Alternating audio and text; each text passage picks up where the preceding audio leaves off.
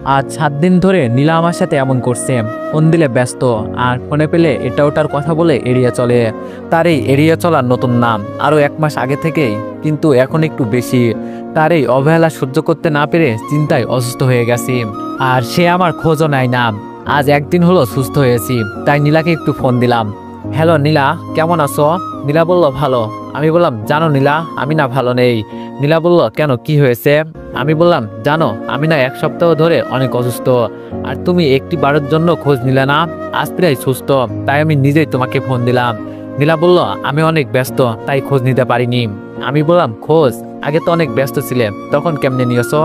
নীলা বলল হয়েছে তোমার বকবক, আমি ঘুমাবো। আমি বললাম আগে তো অনেক রাত পর্যন্ত কথা বলতে, এখন কেন পারছো না? নীলা বলল আগে বলতাম, এখন বলতে পারবো না, ঘুম পাচ্ছে। আমি বললাম ও আচ্ছা, তাই কি করো? নীলা বলল আজাইর একজনের সাথে কথা বলি, এখন তোমার ফালতু বকবক শেষ হলে এখন রাখতে পারি। নীলার কথাটা শুনে আমার চোখে জল এসে গেল। সে পারলো এমন ভাবে কথা বলতে। আমি বললাম এগুলো ফালতু বকবক, তাই না? নীলা বলল তাই নয় তো কি, ঘুমের মুড খারাপ করে দিল, তাই বলেই ফোনটা কেটে দিল। তারপর আমি 2-1 বার কল দিতে পরে ফোন বন্ধ পেলাম। এটা আমার নীলা না, এটা আমার নীলা হতেই পারে না। যে নীলা আমার অসুস্থতার খবর শুনলে কান্না করে দিত, যে নীলা আমার সাথে কথা না বললে তার পেটের ভাত হজম হতো না, আর সেই নীলা বলে আমি ফালতু কথা বলছি। হায় রে ভালোবাসা! আসলে ভালোবাসাটা না একটা পুরস্কার। প্রথমে তোমার জীবনে এমন কিছু উপহার দিবে যা তুমি ভাবতেও পারবে না কতটা ভালো লাগা কাজ করবে। আবার আস্তে আস্তে এমন এক মুহূর্ত উপহার দিবে যা তুমি তোমার জীবনে কখনো কাটাওনি, সেটা হচ্ছে অবহেলা। এগুলো ভাবতে ভাবতে কখন যে ঘুমিয়ে গেছি তা বলতে পারবো না। ঘুমাতে ঘুমাতে পরিচয়টা দিয়ে দিই, আমি শুভ, মা বাবার 2 মাত্র সন্তান। আমার একটা বড় বোন আছে, এইবার অনার্স প্রথম বর্ষে পড়ে। বাবার একটা ব্যবসা আছে বা গৃহিণী। আমি ইন্টার প্রথম বর্ষে পড়ি। আর যার সাথে কথা বললাম সে হলো আমার গার্লফ্রেন্ড। সকালবেলায় মা বলল বাবা শুভ ওঠ, কলেজে যাবি না? অসুস্থর কারণে অনেকদিন কলেজে যাসনি। আমি বললাম যাও তো মা, আর একটু ঘুমাই। মা বলল আর একটু ঘুমালে আর কলেজে যেতে হবে না, এখন 8টা বাজে। কি 8টা বাজে? ধাত ছালার ঘুম। আম্মুর মুখে 8টা কথাটা শুনে তাড়াতাড়ি উঠে ওয়াশরুমে চলে আসলাম। এইদিকে আম্মু নিচে গিয়ে আমার জন্য নাস্তা রেডি করে রাখলো। আমি ফ্রেশ হয়ে কলেজের জন্য রেডি হয়ে নিচে আসতেই আফরিন আপু বলল দেখো মা, তোমার নবাব আইছে, দাও খাবার দাও। আমি বললাম ধন্যবাদ আপু।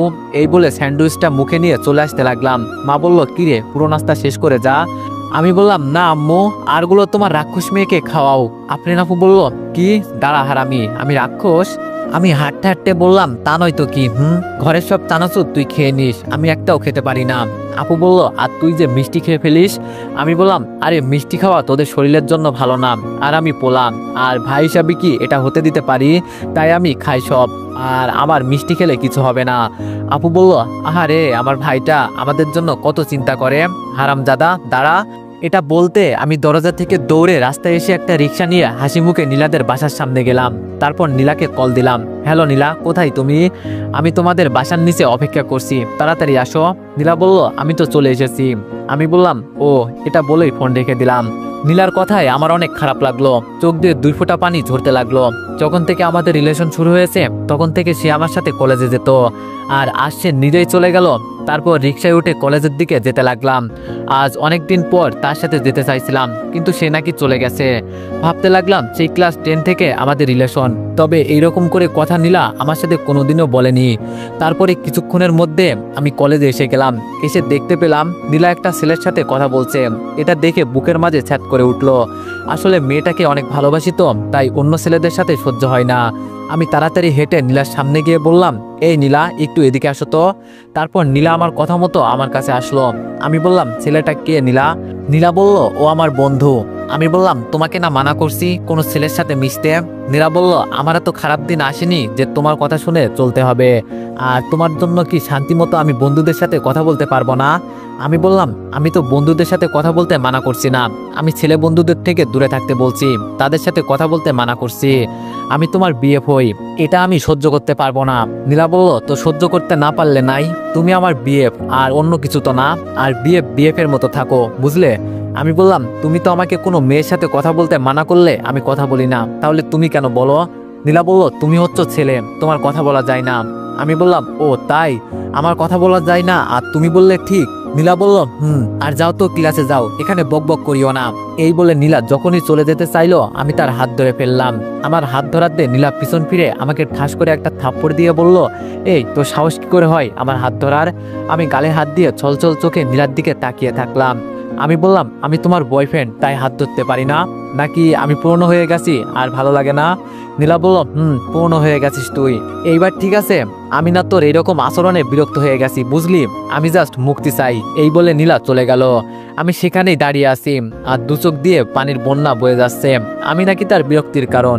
তখনই, কিরে শুভ, তোর কি হয়েছে? এখানে দাঁড়িয়ে কান্না করছিস কেন? আমি বললাম, দোস্ত, আমি নাকি তার বিরক্তির কারণ। সে নাকি আমার কাছ থেকে মুক্তি চাই। কি করব বল, আমি না তাকে অনেক ভালোবাসি রে। মামুন বলল, ভাই তুই একটু শান্ত হ, সব ঠিক হয়ে যাবে। ভাবির মনে হয় কোনো সমস্যা হয়েছে, তাই মাথা গরম করে উল্টোপাল্টা কথা বলছে। আমি বললাম, কিন্তু সে যে আজ নতুন করে আমাকে অবহেলা করছে তা না, সে তো আরো আগে থেকে এটা করছে। আচ্ছা তুই বল, আমার কি ভুল? আমার কি এটাই ভুল যে আমি তাকে পাগলের মতো ভালোবাসি? সে কেন এমন করছে? মামুন বলল, দোস্ত, সব ঠিক হয়ে যাবে, এখন কান্না না করে চল ঘুরে আসি। আমি বললাম, তুই সত্যি বলছিস সব ঠিক হয়ে যাবে? দোস্ত, আমি না তাকে না পাইলে শেষ হয়ে যাব।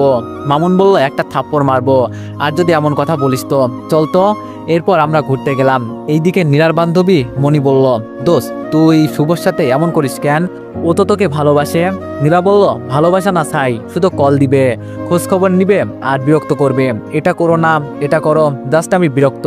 মনি বলল, এখন বুঝতে পারছিস না রে বোন, এগুলো হচ্ছে আসল ভালোবাসা। নীলা বলল, হ্যাঁ, তোর কাছে আসলাম ভালোভাবে সময় কাটাতে, কিন্তু তুই মুড অফ করে দিলি। আমি গেলাম।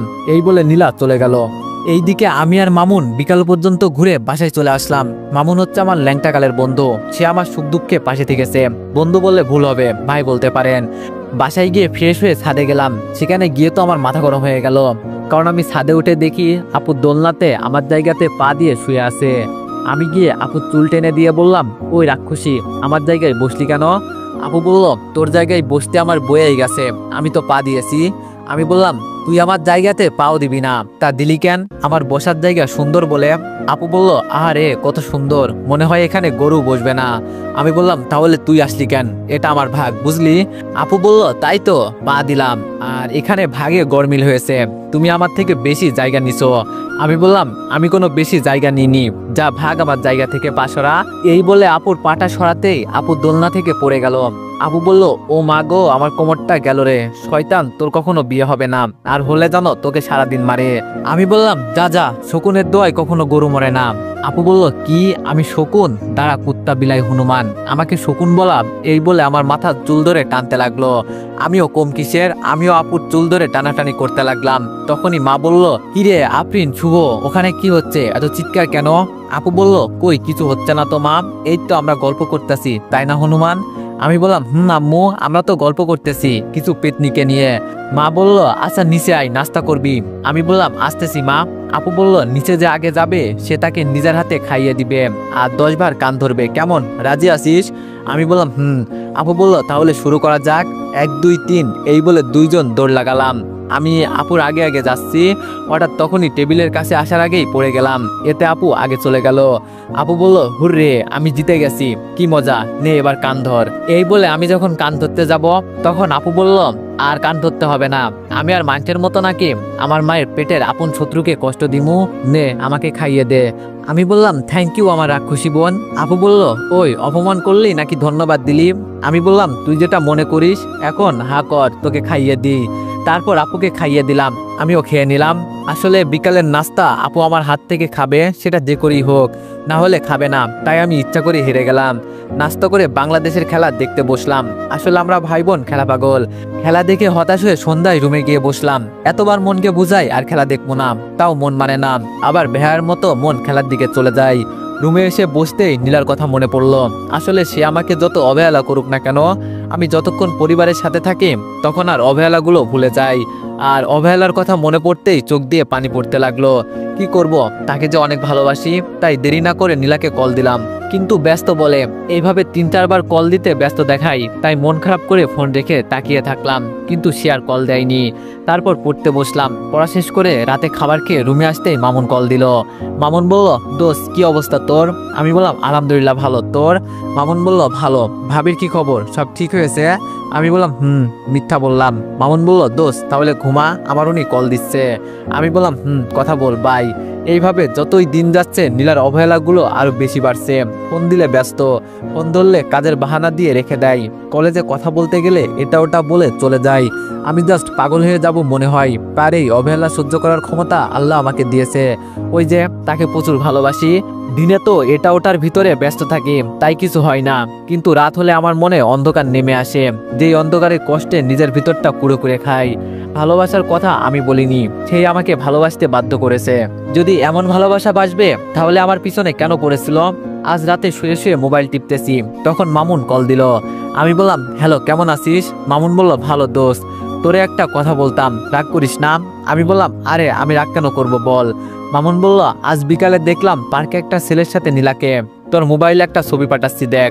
আমি বললাম, আরে হয়তো তার কাজিন হবে, যাক আমি দেখতাছি, পরে কথা হবে। তারপর আমার হোয়াটসঅ্যাপে একটা ছবি আসলো, দেখলাম ছেলেটা আমাদের কলেজের, আমাদের সিনিয়র। তারপর মামুনের সাথে কথা বলে ফোন রাখতে নীলাকে কল দিতে ব্যস্ত বলছে। কিছুক্ষণ কল দেওয়ার পর নীলা কল রিসিভ করলো। নীলা বলল, হ্যালো কেন কল দিয়েছ? আমি বললাম, কেন কল দিতে পারি না? নীলা বলল, পারো, কি বলবে তাড়াতাড়ি বলো। আমি বললাম, আজ বিকালে কোথায় ছিলে? নীলা বলল, কে কে কেন, বাড়িতে ছিলাম। আমি বললাম, মিথ্যা কেন বলতেছো, বিকালে তুমি পার্কে কার সাথে ঘুরছিলে? নীলা বলল, ও সে তো আমার বন্ধু। আমি বললাম, এই তোকে কতবার মানা করব কোনো ছেলের সাথে কথা না বলতে, তাও কেন কথা বললি? নীলা বলল, শুভ আমার কথাটা একবার শোনো। আমি বললাম, রাখ তোর কথা, এই বলে ফোন কেটে দিলাম। এখন ভাবতে লাগলাম, মেয়েটাকে একটু বেশি বকা দিয়ে ফেললাম, অনেক কষ্ট পেয়েছে মনে হয়, দেখি তো আমার সব সময় রাগ ভাঙাই, তাইও কল দিলে সরি বলে নিমনি। এইবার আমি তার ফোনের অপেক্ষা করতে লাগলাম। আমি ফোনের দিকে তাকিয়ে থাকতে থাকতে রাতের 1টা বেজে গেল। আমি অবাক হয়ে গেলাম, যেই নীলা আমি রাগ করলে সাথে সাথে কল দিয়ে রাগ ভাঙাতো, আর সে একবারও কল দিল না। আমি এসব ভাবতে ভাবতে ঘুমিয়ে গেলাম। সকালবেলা ঘুম থেকে উঠে ফ্রেশ হয়ে নাস্তা করে নীলাকে কল দিলাম, তুমি কোথায়? আমি তোমার বাসার সামনে আসতেছি। নীলা বলল, না শুভ, আশা লাগবে না, একসাথে এখন যাওয়া যায় না, আমরা এখন বড় হয়েছি, তাই তুমি কলেজে চলে যাও। আমি বললাম, ও আগে বড় ছিল না তাই তো? নীলা বলল, একটু বোঝার চেষ্টা। আমি আর কথা না শুনে ফোন কেটে দিলাম। সে আমাকে বলেছিল আমি তাকে প্রতিদিন কলেজে নিয়ে যাব, বাড়িতে দিয়ে আসবো, আর আজ সে নিজেই বলছে না নিয়ে যাওয়ার জন্য। আসলে মানুষের কাছে শুনতাম ভালোবাসা পুরনো হয়ে যায়, আর সেটা বুঝতে পারলাম। কলেজে গিয়ে বসে থাকলাম, উদ্দেশ্য নীলার সাথে কথা বলবো। কিছুক্ষণ পর দেখলাম কাল যে ছেলেটার সাথে ঘোরাঘুরি করেছে, আজ সেই ছেলেটার সাথে রিক্সা করে আসছে কলেজে। রিক্সা থেকে নেমে দুইজন কথা বলতে বলতে আমার পাশ দিয়ে চলে গেল, অথচ নীলা আমাকে দেখতেই পাইনি। অনেক কষ্ট লাগলো, আমার বুকটা ভারী হয়ে আসতেছে, চোখে পানি টলমল করতেছে। তার এইভাবে এড়িয়ে চলা আবার শুরু করে দিল তার অবহেলা। দোষ তো আর তার না, দোষ তো আমার, কারণ আমি শত অবহেলার পরেও তার পাশে থাকি। কি করব, মায়া একটা বড় অদ্ভুত জিনিস, চাইলেই ছেড়ে যাওয়া যায় না। মামুন বলল, কিরে ভাই এখানে মন মারা হয়ে বসে আছিস কেন? আমি বললাম, কিছু না এমনি। মামুন বলল, আচ্ছা ক্লাসে চল। আমি বললাম, আমার ক্লাস করতে ইচ্ছা করছে না, তুই দাঁড়া আমি আসছি। এরপর সেইখান থেকে উঠে নীলার কাছে গেলাম। নীলা বলল, তুমি এখানে কেন? আমি বললাম, দেখতে এলাম তোমাদের প্রেম কাহিনী। নীলা বলল, আমাদের প্রেম কাহিনী মানে? আমি বললাম, একসাথে কলেজে আসতে বললাম, ছোট বড় অজুহাত দিলাম, আর তুমি অন্য ছেলের সাথে কলেজে আসলা। নীলা বলল, অন্য ছেলের সাথে কোথায়, সে তো আমার বন্ধু। আমি একটু হেসে বললাম, তাহলে ওর সাথে আসলে লোকে কিছু বলবে না, আর আমার সাথে আসলে লোকে অনেক কিছু বলবে, তাই না? নীলা বলল, তোমার সাথে ফালতু বকবক করার টাইম নেই, নিহাল চল তো এখান থেকে। এই বলে যখনই নীলা চলে যেতে যাবে আমি তার হাত ধরে ফেললাম। দাঁড়াও, আমার কথা এখনো শেষ হয়নি। ওই কুত্তার বাচ্চা, কে রে তুই? তোর সাহস কি করে হলো আমার সামনে আমার বন্ধুর হাত ধরার? এত কথা কেন বলছিস নীলাম? ওই শালাকে একটা লাগিয়ে দে না, ওর কত বড় সাহস তোর হাত ধরে। তুই না পারলে আমাকে বল, একেবারে সাইজ করে দিমু। ছেলেটার কথা শুনে আমার মাথা গরম হয়ে গেল, আর নীলা ছেলেটার কথা শুনে কিছু বলছে না, তাই রাগ কন্ট্রোল করতে না পেরে, শালা তোর জন্য সব হয়েছে, তোর জন্য। আমার নীলা, আমি হাত ধরবো নাকি ধরবো না সেটা আমার ব্যাপার, এতে তোর নাক গলাতে হবে কেন? এই বলে তার কলার ধরে তাকে একটা নাক বরাবর ঘুষি দিতে তার নাক ফেটে রক্ত পড়ছে। আমার এই দিকে কোনো খেয়াল নেই, আমি ছেলেটাকে কিল ঘুষি দিতে লাগলাম। আমাকে গালি দেওয়া, আমাকে নাকি মারবে। এই শালা মার, মার না আমাকে। আর তখনই নীলা আমার হাত ধরে নিল। আমি বললাম, নীলা হাত ছাড়। এটা বলতে নীলার দিকে তাকাতেই নীলা আমাকে কষে একটা থাপ্পড় দিল। আমি তো এইসব দেখে অবাক, একটা ছেলের জন্য নীলা আমাকে এইভাবে সবার সামনে মারতে পারলো। নীলা বলল, শালা ছোট লোকের বাচ্চা, তোর সাহস কি করে হয় আমার সামনে আমার বন্ধুকে মারার? আসলে তোর মতো ছেলেকে আমি ভালোবাসতাম, সেটা আমার ভুল। নীলাল ঠিক বলতো, তুই একটা খারাপ ছেলে। আমি বললাম, আমি না হয় খারাপ, কিন্তু ওর সাহস কি করে হয় আমার মাকে নিয়ে গালি দেওয়া? তুমি বাবা আমার হয়ে কথা না বলে তার হয়ে কথা বলতেছো। নীলা বলল, তা করবো না তো কি করব? আমি দাস অতিষ্ঠ হয়ে গেছি তোর কাজকর্মে। তুই শুধু তোর কথাই ভাবিস, আমার কথা একটা বড় ভাবিস না। সারাদিন এটা করো এটা করিও না, এদের সাথে মিশতে পারবে না, ব্যাস আর না। আমি তোর থেকে মুক্তি চাই, ব্রেকআপ চাই। আমি তোর মতো ছোট লোককে ভালোবাসি না। আমি নীলার এমন কথা শুনে আমার চোখ দিয়ে পানি পড়তেছে। আমি নীলার হাত ধরে বললাম, নীলা তুমি এমন করো না, আমি তোমাকে সত্যি ভালোবাসি, প্লিজ আমাকে ছেড়ে যেও না। আমি নীলার হাত ধরতে সে আমাকে আবার থাপ্পড় মারলো। নীলা বলল, ওই কুত্তা, তোর সাহস কি করে হলো আমার হাত ধরার? তোকে বলছি না তোর আর আমার মধ্যে কোনো সম্পর্ক নেই। তোর যদি লজ্জা শরম থাকে তাহলে আমার সামনে আসবি না। আমি নীলার কথাগুলো শুনে কি বলবো, আমার মুখ দিয়ে কোনো কথা বেরোচ্ছে না, অনবরত চোখের পানি আসছে। আমি তার অপমান আর সহ্য করতে পারছি না, তাই সেখান থেকে চলে আসলাম। আমি এসে আম গাছ তলে বসে কান্না করতে লাগলাম। তখনই মামুন এসে বলল, দোস্ত কান্না করিস না, এই মেয়ে গেছে তো কি হয়েছে, এর চেয়ে ভালো মেয়েকে তোর সাথে বিয়ে দিব। আমি মামুনকে জড়িয়ে ধরে কান্না করতে লাগলাম। দোস্ত কাউকে ভালোবেসে কেয়ার নেওয়া কি অপরাধ? কারো ভালো মন্দ সঠিক কোনটা ভুল কোনটা দেখিয়ে দেওয়া কি আমার ভুল? আমি তো তাকে ভালোবেসেছি আর ভালোবেসে এইসব করেছি। আচ্ছা তাকে কি ভালোবাসা আমার ভুল? আমি তো বাঁচতে চাইনি, সে আমাকে জোর করে ভালোবাসা শিখিয়েছে। মামুন বলল, ভুল তোর না রে, ভুল হচ্ছে তুই যাকে ভালোবেসেছিস সেই মানুষটার, যেই মানুষটা তোর ভালোবাসা বুঝতে পারিনি। আমি বললাম, ভাই সে আমাকে এখন পছন্দ করে না ঠিক আছে, কিন্তু আমাকে গালি দিল। দোস্ত এটা থেকে শিক্ষা নিয়েছি, কাউকে বেশি মূল্য দিলে বস্তাতে ভরে সস্তা মনে করে ফেলে দিবে। জানিস নীলা যখন থেকে আমাকে অবহেলা করতে শুরু করছে না, তখন থেকে আমার তার প্রতি ভালোবাসা কমে যেতে লাগলো। তারপরও তাকে ভুলতে পারি না, তাকে ছেড়ে থাকতে পারি না। মামুন বলল, দোস্ত যা হয়েছে সব একটা কালো স্বপ্ন ভেবে ভুলে যা, তাও কান্না করিস না, তোর কান্না আমার সহ্য হয় না। আমি বললাম, কি করে ভুলবো রে দোস্ত, এতদিনের মায়া। মামুন বলল, আর কান্না করিস না, বলছি মানে কান্না করিস না, তা নাহলে আমি তোর সাথে কথা বলবো না। আমি বললাম, আচ্ছা ভাই আর কান্না করুম না, এই দেখ আর পানি পড়ছে না। মামুনকে এটা বললো, কিন্তু আমার মন জ্বলে পুড়ে ছারখার হয়ে যাচ্ছে। তখনই কলেজের পিয়ন এসে বলে গেল আমাকে নাকি প্রিন্সিপাল ডাকছে। তাই আমি আর মামুন গেলাম সেখানে। দেখলাম নীলা আর নেহাল, মানে সকালে যাকে মারছি সেও আছে। আমি বললাম, আসতে পারি স্যার? স্যার বলল, আসেন আসেন। তাই এখানে কি গুন্ডামি করতে আসেন নাকি পড়াশোনা করতে? বুঝতে আর বাকি রইল না, নেহাল আমার নামে নালি দিছে। স্যার বলল, নীলা মা শুভ নেহালকে কেন মারলো একটু বলবে? তারপর নীলা যেটা বলল সেটা শুনে আমার মাথায় আকাশ ভেঙে পড়লো। স্যার আমি প্রতিদিন কলেজে আসা এবং যাওয়ার সময় এই ছেলেটা টিস করে, আমি তাকে অনেক অপমান করি, কিন্তু তাও সে টিস করে। আজ আমি আমার বন্ধুর সাথে কলেজে আসছি আর ও আমাকে টিস করতে লাগলো। তখন আমার বন্ধু নিয়াল এটা সহ্য করতে না পেরে এই লুচ্চা ছেলেটাকে এইসব করতে মানা করলো। তখন এই গুন্ডা ছেলেটা নিয়ালকে পশুর মতো মারতে লাগলো। দেখেন স্যার, নিয়ালের নাক ফেটিয়ে দিয়েছে। এতক্ষণ আমি নীলার দিকে তাকিয়ে তার কথাগুলো শুনতেছি আর আমার চোখ দিয়ে পানি পড়তে লাগলো। আজ ভালোবাসার প্রতিদান হিসাবে ইফতিজারের উপাধি পেলাম। এখন আমার নিজের লজ্জা লাগছে, নিজের প্রতি রাগ হচ্ছে, কারণ আমি একটা মিথ্যাবাদী ছলনাময়ী মেয়েকে ভালোবেসেছি। আর বলল, শুভ এসব কি শুনছি আমি মাথা নিচু করে রাখলাম, কারণ এখানে আমি যতই নিজেকে নির্দোষ প্রমাণ করতে চাইব তত আমার অপমান বেশি হবে। তাই মাথা নিচু করে রাখলাম।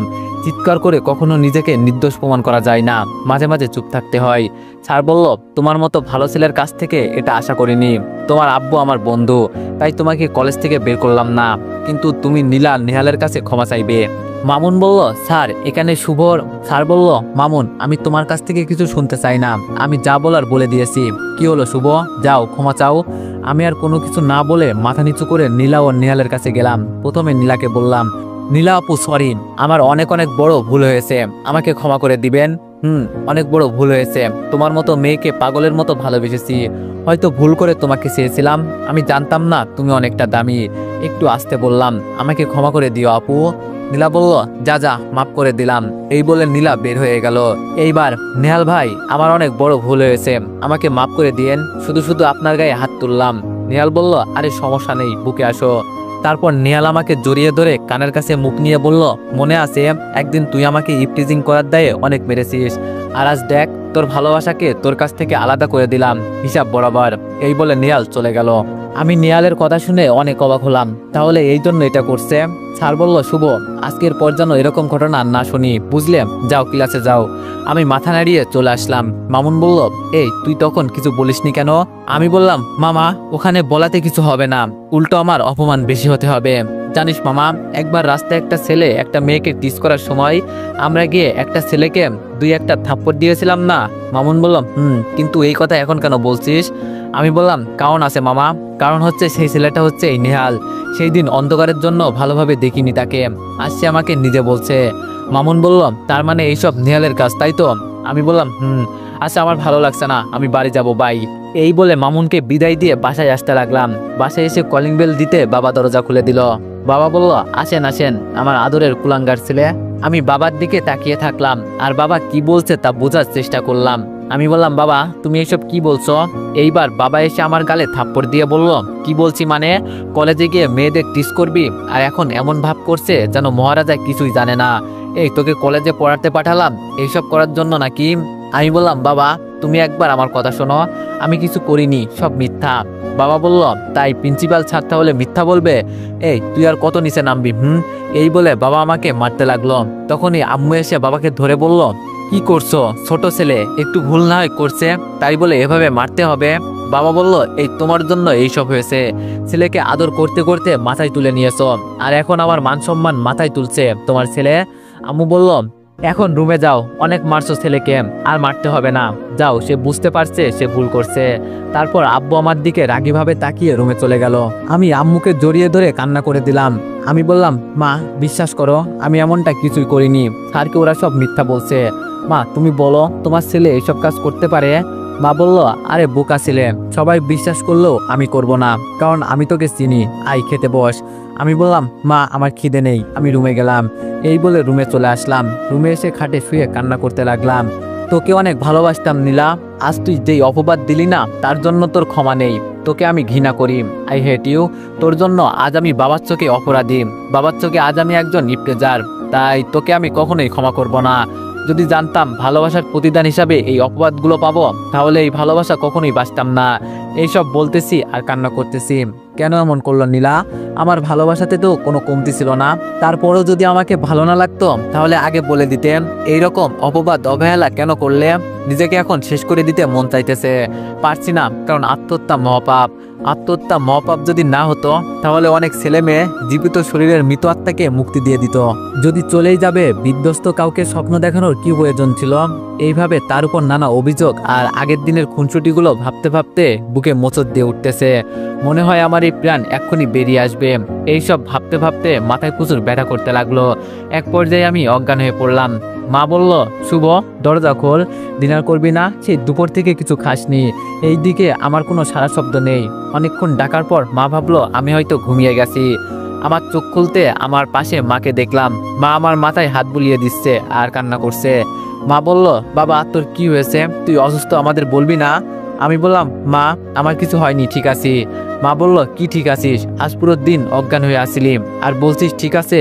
এখন সন্ধ্যা হয়ে গেছে, বুঝলি? আমি বললাম, কি বলো? আমি তো মনে করছি এখন সকাল।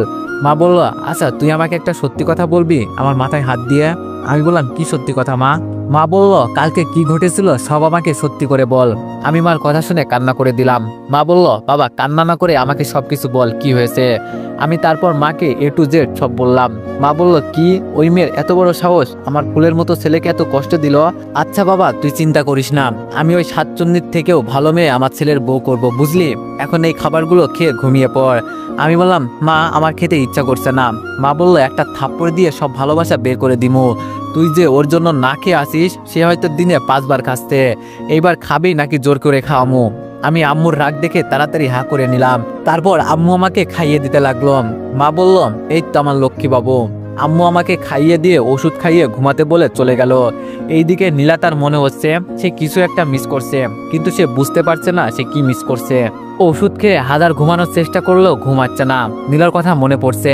আমি ভাবতে লাগলাম, সে একদিন বলেছিল একমাত্র মৃত্যু ছাড়া নাকি সে আমাকে ছেড়ে যাবে না, আর আজ সে নিজেই মৃত্যু ছাড়া চলে গেল। আমার জীবন থেকে সেই কথাগুলো ভাবতে অবাক লাগে। চোখের কোণে জমে আছে একটুখানি পানি, মুছে দিতে আসবে না কেউ, এ কথাও জানি। অনেক আপন ছিলে তুমি, হঠাৎ হলে পর আমার খবর নাই বা নিলে তোমার কি খবর? এইসব ভাবতেছি তখন ফোনটা বেজে উঠল। তাকিয়ে দেখি মামুন।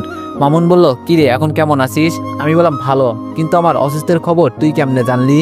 মামুন বলল, হালা তুই তো আমাকে বন্ধু মনে করিস না, তাই তুই কেমনে জানবি? আমি তোকে কলেজে যাওয়ার জন্য কল দিলাম, তুই ধরলি না, তাই তোর বাসায় গেলাম। দেখলাম তোর রুম থেকে কান্নার আওয়াজ আসতেছে তোর মায়ের। দৌড়ে গেলাম, দেখি তোর মা আর বোন দরজার সামনে বসে কান্না করতেছে। আন্টি কি হয়েছে, কান্না করছেন কেন? তখন তোর মা বলল, বাবা দেখো শুভ সেই কাল রাত থেকে দরজা বন্ধ করে আছে, এখন সকাল 10টা বাজে, এখনো দরজা খুলতেছে না। অনেক ডাকছি বাবা, কিছু একটা করো। তারপর আমি তোর দরজার লকটা কোনো মতে ভাঙলাম, রুমে গিয়ে দেখি তুই অজ্ঞান। তারপর ডাক্তার নিয়ে এসে তোকে স্যালাইন দিল আর বলে গেল চিন্তার কোনো কারণ নেই, অনেক ডিপ্রেশনে ছিল, তাই মাথায় অনেক চাপ পড়েছে, তাই অজ্ঞান হয়ে গেছে। আমি ইঞ্জেকশন দিয়েছি, সন্ধ্যার মধ্যে জ্ঞান ফিরবে। তারপর আমার কিছু কাজ ঠেকাতে চলে আসলাম, আর যেতে পারিনি। আমি বললাম ধন্যবাদ রে, তোর এই উপকার আমি কখনোই ভুলতে পারবো না। মামুন বলল, তোকে সামনে পাইলে কি যে করতাম না রে, এই সামান্য কিছুর জন্য ধন্যবাদ বলা কোনো মানে আছে শালা? আমি বললাম তারপরও। মামুন বলল, তারপরও মানে কি, যা তোর সাথে কথাই কমু না আরি, এই বলে ফোন কেটে দিল। মামুনের এমন কাজটাই মুখে একটু হাসি ফুটে উঠল। আমার কোনো ভাই নেই, কিন্তু এই মামুন আমাকে কখনো ভাইয়ের অভাব বুঝতে দেয়নি, সবসময় আমার পাশে থেকেছে। ছোটবেলায় আমি আর মামুন কত দুষ্টামি করতাম, সেই সব মনে পড়লে অনেক হাসি পাই। একদিন রাস্তা দিয়ে হাঁটতেছিলাম, তখন দেখতে পেলাম আমাদের গ্রামের এক কাকু আমাদের দেখতে পারতো না, সে অনেক খারাপ ছিল। আমরা দেখতে পেলাম সে বদনা নিয়ে ধান খেতে যাচ্ছে অফিসের কাজ করতে। আমরা আবার দেরি না করে চুপচাপ পিছনে গিয়ে তার বদনাটা নিয়ে ধান ক্ষেতের বাইরে রেখে দিলাম। বেচারা তার অফিসের কাম শেষ করে যখন এই দিকে ওই দিকে তাকালো, তখন দেখতে পেল বদনা নাই। বেচারা শরমে না চিৎকার করতে পারছে না উঠে গিয়ে বদনা আনতে পারছে। আমরা দুইজন তার এমন অবস্থা দেখে হাসি আটকিয়ে রাখতে পারলাম না, তাই জোরে জোরে হাসি দিয়ে ফেললাম। এই হারামজাদা, এটা তোদের কাজ তাই না? দাঁড়া একবার এখান থেকে বের হই, তারপর তোদের অবস্থা বুঝামো। এরপর আমরা সেখান থেকে হাসতে হাসতে বাসায় চলে আসলাম। বাড়িতে যাওয়ার পর অনেক মারলো বাবা। হারামজাদা টাকলাওয়ালা আমার বাপকে বিচার দিয়েছে, সেই দিন মামুনকেও অনেক মারছে। এইসব মনে পড়লে অনেক হাসি পাই, মনটাই চাই আগের দিনে ফিরে যাই। এইসব ভাবতে ভাবতে কখন যে ঘুমিয়ে পড়লাম নিজেও জানি না। সকালবেলা ঘুম ভাঙতে ফ্রেশ হয়ে নাস্তা করে কলেজে চলে আসলাম। এসে মামুনের জন্য অপেক্ষা করতে লাগলাম। তখনই চোখ গেল মাঠের পূর্ব দিকে, দেখলাম নীলা আর নেহাল বসে হাসাহাসি করছে। আমার কেন জানি রাগ হলো, তাই উঠে যখনই তাদের দিকে যাব তখন মনে পড়ে গেল ওই দিনের কথাগুলো মনে পড়তেই বুকে মোচড় দিয়ে উঠলো। কেন আমি তাকে দেখলে আগের কথা ভুলে যাই না? কেন না, আমাকে এই মেয়েকে ভুলতে হবে। আমি এটা বলে কলেজের পাশে একটা দোকান থেকে এক প্যাকেট সিগারেট নিয়ে কলেজের পেছনে গিয়ে খেতে লাগলাম। জীবন এক বিরক্তিকর অধ্যায়, তবুও পরবর্তী পরিস্থিতিতে তুমি আসো ভেবে পাতা উল্টাই। কেউ একজন বলেছে সিগারেট খেলে নাকি মনের ভিতরে অজানা কষ্টগুলো ভোলা যায়, তাই আমিও খেতে লাগলাম সিগারেট। একের পর এক শেষ করতে থাকলাম। প্রেম শব্দটি ছোট হলেও এটি একটি মানুষকে নিঃশেষ করার ক্ষমতা রাখে। এইসব ভাবতেছি, হঠাৎ আমার হাত থেকে কেউ একজন সিগারেট নিয়ে ফেলে দিল। এটা দেখে আমি বললাম, কে রে আমার সিগারেট ফেলে দিল? এই বলে যখন পেছন ফিরলাম তখন গালে একটা থাপ্পড় দিয়ে বলল, তো এভরিওয়ান, নেক্সট পার্টের জন্য সবাই অপেক্ষা করো। আর গল্পটি কেমন হয়েছে সবাই কমেন্টে জানাতে ভুলবা না। ধন্যবাদ।